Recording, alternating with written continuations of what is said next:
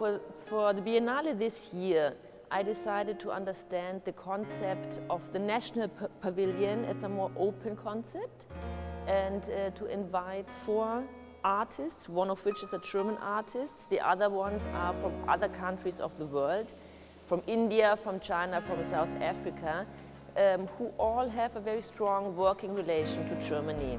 And what I wanted to do is to show that Germany is a country which has a very vivid international art scenes.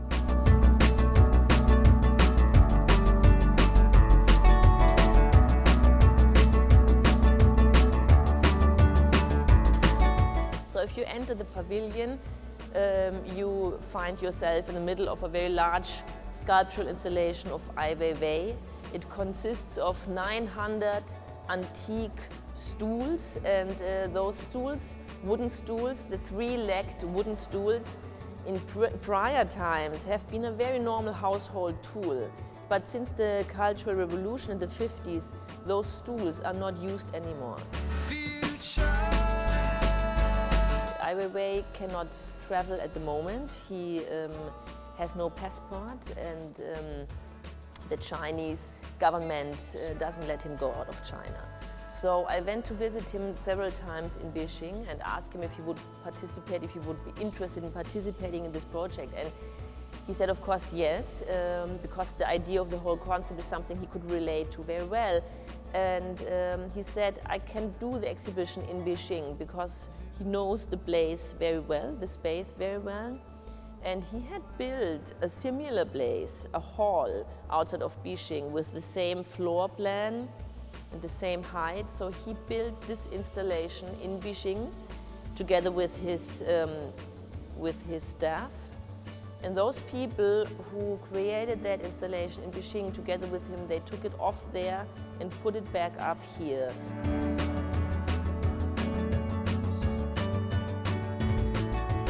In the left wing, we see a series of photographs of Santu Mofokeng, who is one of the most important South African black photographers and artists, one of the most respected ones in South Africa. And what he's doing is giving us a portrait of the black South Africans, how they live daily life under apartheid and later today. But then he shows us also how today international companies take the land, destroy the spiritual landscapes to do fracking, to do coal mining. These are places where people actually believe those people who die, their spirits are to be found in these caves. You'll see pictures of plantations for paper. These plantations actually look very attractive. But once you know that in order to make the plantation, some graves had to be moved, then your feeling for the plantation, the beauty,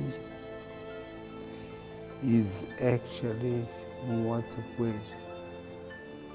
tempered with. You begin to question the plantation, what it actually means. Then, if we go further, we find ourselves in the space of Romuald Karmakar. Romuald Karmakar is one of the most profiled and most radical artists and filmmakers in Germany.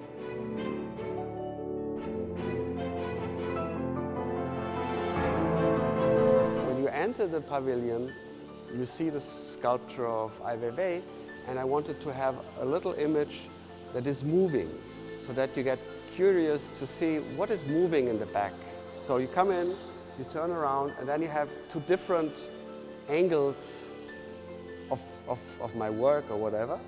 And on the left side, I show a 45-minute film of a neo-Nazi rally on 8th of May 2005 in Berlin, Alexanderplatz. It was a union of European neo-Nazis, and they were making a celebration, a rally against the official celebration of the end of the war.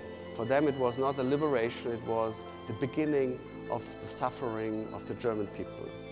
And this is confronted on the other side with a film from 2006 called Hamburg Lectures, about two lectures by a Sunnite imam from January 2000, held in the Al-Quds Mosque in Hamburg, which became known after the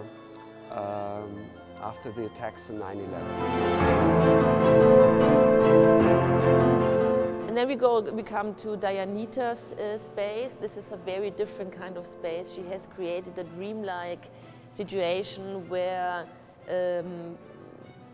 the borders between the viewer, the spectator, and the image kind of dissolve. And she has done a new film for this exhibition, portraying a person called Mona. Mona is a eunuch in India. She is, so to say, an outcast, a person without gender identity, without family connections, without social identity. This person is also some kind of metaphor for identity dissolution. That there is not something where you can say this person is exactly that and this person is exactly that, but that a person can be man and female and male, but at the same time nothing.